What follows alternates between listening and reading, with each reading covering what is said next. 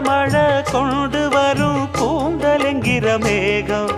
ஜாடையில ஏத்தி விடும் தாகம் என்கிற மோகம் கோடியில ஒருத்தியம்மா கோலமயில் ராணி ஆடி வரும் பூங்கலசம் அழகிருக்கும் மேனி